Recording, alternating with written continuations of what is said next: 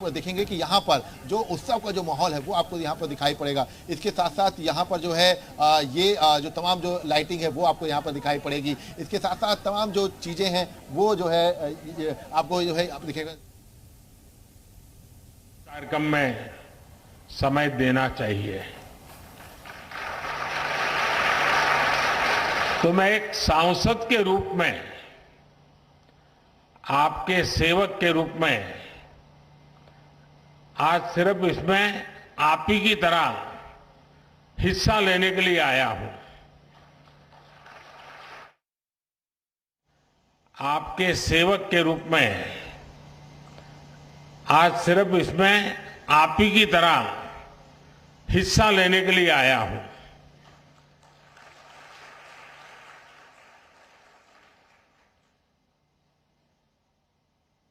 हमारे देश में सरकारें तो बहुत आई, योजनाएं भी बहुत बनी, बातें भी बहुत हुई, बड़ी बड़ी बातें हुई, और उन सबका जो अनुभव था, जो निचोड़ था, तो मुझे लगा कि देश को सबसे ध्यान देने वाला काम जो है वो ये है कि सरकार जो योजना बनाती है, जिसके लिए बनाती है, जिस काम के लिए बनाती है, वो सही समय पर बिना किसी परेशानियों के वो योजना उस तक पहुंचे। अगर प्रधानमंत्री आवास योजना है तो जिसकी झुग्गी है, झोपड़ी है, कच्चा घर है, उसका घर बनना चाहिए, और इसलिए उसको सरकार के चक्कर काटने की जरूरत नहीं है। सरकार को सामने से जाकर के काम करना चाहिए। और जब से आपने मुझे काम दिया है तो अब तक करीब 4 करोड़ पक्का घर मिल चुका है। लेकिन अभी भी खबर मिलती है कि भाई वहां कोई रह गया है, उस गांव में वो रह गया है। तो हमने तय किया कि भाई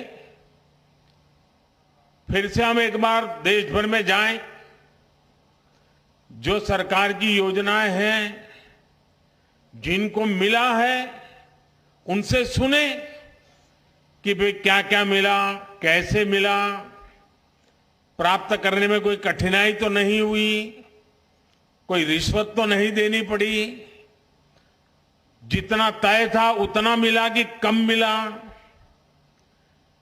एक बार जाएंगे तो इसका हिसाब किताब भी हो जाएगा। तो ये विकसित भारत संकल्प यात्रा जो है ना, वो एक प्रकार से मेरी भी कसौटी है, मेरी एग्जामिनेशन है कि मैंने जो कहा था और जो मैं काम कर रहा था, मैं आपके मुंह से सुनना चाहता था और देश भर से सुनना चाहता हूं कि जैसा मैंने चाहा था वैसा हुआ है कि नहीं हुआ है, जिसके लिए होना चाहिए था उसके लिए हुआ है कि नहीं हुआ है, जो काम होना चाहिए था हुआ कि नहीं हुआ है। अब मैं अभी कुछ साथियों को मिला जिन्होंने आयुष्मान कार्ड का फायदा उठा करके गंभीर से गंभीर बीमारियों का इलाज करवाया है। उन्होंने एक्सीडेंट हो गया, हाथ पैर टूट गए, तो अस्पताल में जाकर के मैंने उनको पूछा, तो कह रहे थे साहब इतना खर्चा हम तो कहां से करते, जी लेते ऐसे ही। लेकिन जब आयुष्मान कार्ड आया तो हिम्मत आ गई, ऑपरेशन करवा दिया, अब शरीर काम कर रहा है। अब उससे मुझे तो आशीर्वाद मिलता ही है, लेकिन जो सरकार में बाबू लोग हैं ना, अफसर लोग हैं, जो फाइल पे तो योजना को आगे बढ़ाते हैं, अच्छी योजना भी बनाते हैं, पैसे भी रवाना कर देते हैं, लेकिन वहां उनका काम पूरा हो जाता है। कि चलो 50 लोगों को मिलना था, मिल गया। 100 लोगों को मिलना था, मिल गया। 1000 गांव में जाना था, चला गया। लेकिन जब वो ये बात सुनता है कि उसने कभी फाइल पे काम किया था, उसके कारण काशी के फलाने मोहल्ले के फलाने व्यक्ति की जिंदगी बच गई, तो वो जो अफसर होता है ना, उसका भी काम करने का उत्साह अनेक गुना बढ़ जाता है, उसको संतोष मिलता है। जब तक वो कागज पे काम करता है उसको लगता है मैं सरकारी काम कर रहा हूं, लेकिन जब उस काम का फायदा किसी को मिला है, उसका जब उसको खुद देखता है, खुद सुनता है, तो उसको काम करने का उत्साह बढ़ जाता है। और इसलिए मैंने देखा है कि विकसित भारत संकल्प यात्रा जहां जहां गई है, वहां पर सरकारी अफसरों पर इतना सकारात्मक प्रभाव हुआ है, उनको अपने काम का संतोष होने लगा है। अच्छा भाई, ये योजना बनी, मैंने तो फाइल बनाई थी, लेकिन क्या एक गरीब विधवा के घर में जीवन ज्योति बीमा का पैसा पहुंच गया? मुसीबत की जिंदगी में उसको इतनी बड़ी सहाय मिल गई। तब उसको लगता है अरे मैंने तो कितना बड़ा काम किया है।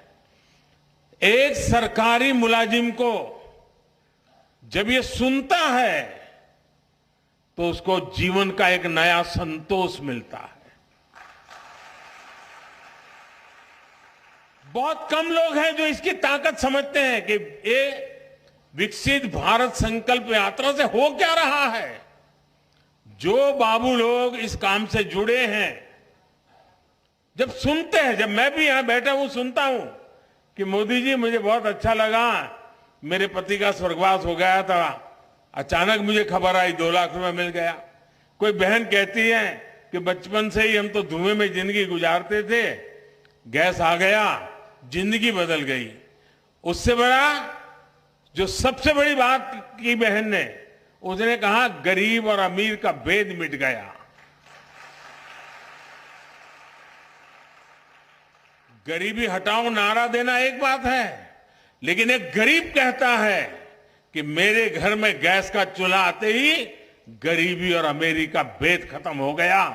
जब वो कहता है कि मैं पक्के घर में रहने गया तो मेरा आत्मविश्वास इतना बढ़ गया कि मेरे बच्चे सम्मान के साथ स्कूल कॉलेज में अपने दोस्तों के सामने खड़े रहने लगे। झोपड़ी में रहते थे, बच्चे शर्मिंदगी महसूस करते थे। कच्चे घर में रहते थे, बच्चे शर्मिंदगी महसूस करते थे, दबे हुए रहते थे, आत्मविश्वास नहीं था।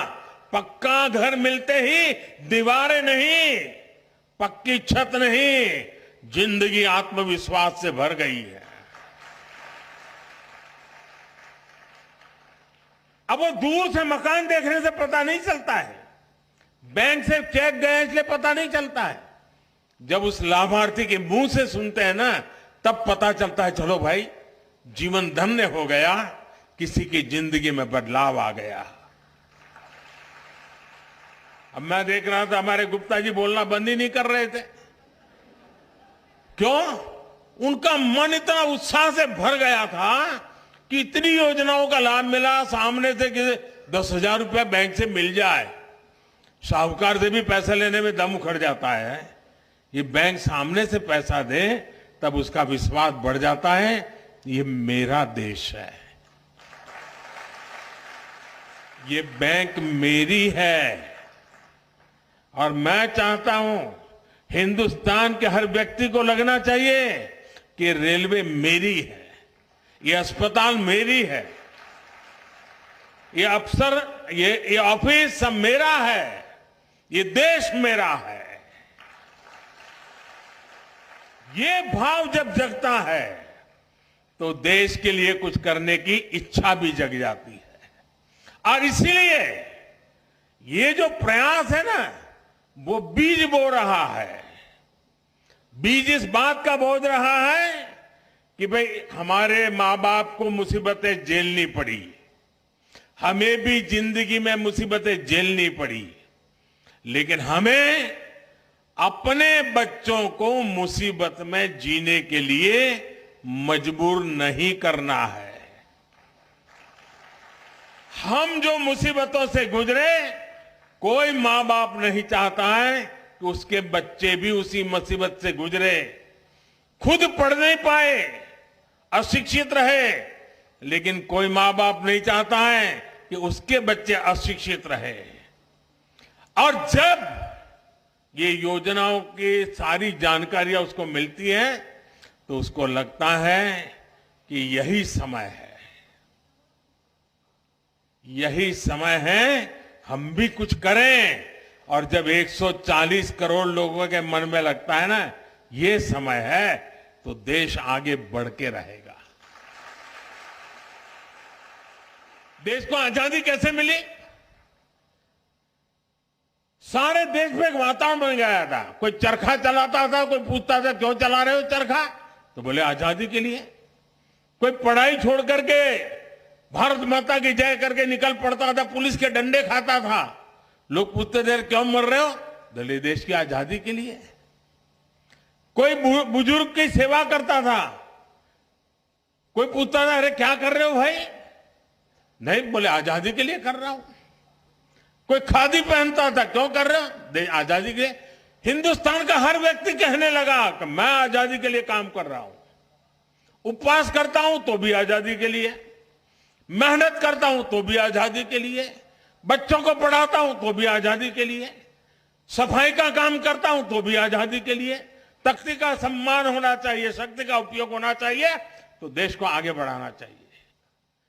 एक बार ये मन में ये बीज बो रहे ना, आज 25 साल में तो ऐसा वटवृक्ष बनेगा, 2047 में 2047 में विकसित भारत बन जाएगा और बच्चों को फल मिलना शुरू हो जाएगा। ये वटवृक्ष की छाया आप ही के बच्चों को मिलने वाली है। और इसलिए विकसित भारत बनाने के लिए हर नागरिक का मिजाज बनना चाहिए, मन बनना चाहिए, संकल्प बनना चाहिए। और अगर मन बन जाता है तो मंजिल दूर नहीं होती है। और ये विकसित भारत संकल्प यात्रा ये एक प्रकार से देश का काम है, ये किसी राजनीतिक दल का काम नहीं है। और मैं मानता हूं जो इस काम को करता है ना वो बहुत पवित्र, वो दूर से देख रहा है, अखबार में पढ़ रहा है, उसको समझना चाहिए कि मेरी गाड़ी छूट रही है, मैं मौका छोड़ रहा हूं। मैं भले देश का प्रधानमंत्री हूं, लेकिन मेरा बड़ा उमंग है आज आपके बीच आने का। मुझे बड़ा आनंद है कि मैं आज विकसित भारत संकल्प यात्रा का मैं हिस्सा बना। मैं भी संतोष करूंगा कि हाँ भाई ये काम मैंने भी किया। आप में से हर किसी को करना चाहिए। अगले गांव में जहां भी यात्रा जाने वाली हो, शहर में जिस वार्ड में जाने वाली हो, भव्य स्वागत होना चाहिए, सबके सब लोग आने चाहिए, हर किसी को सुनना चाहिए, योजनाओं का लाभ लेने के लिए आगे आना चाहिए। और जिसको योजना का लाभ मिला है उसने आत्मविश्वास के साथ इसको बताना चाहिए। अच्छी बात बताने से भी अच्छाई का वातावरण पैदा हो जाता है। और इसलिए मैं चाहता हूं कि विकसित भारत यात्रा ये बहुत बड़ा सपना है, बहुत बड़ा संकल्प है, और अपने ही प्रयासों से इस संकल्प को हमने सिद्ध करना है। मुझे बहुत अच्छा लगा, सबसे मिलने का मुझे मौका मिला, आपसे भी सुनने का मौका मिला। लेकिन हम सब प्रयास करें, इस यात्रा को और सफल करें, देशवासी विश्वास पैदा करें। और हमने देखा है घर में भी जब पैसे नहीं होते हैं, तकलीफ से गुजारा करते हैं, तो कई काम नहीं कर पाते, इच्छा हो तो भी नहीं कर पाते।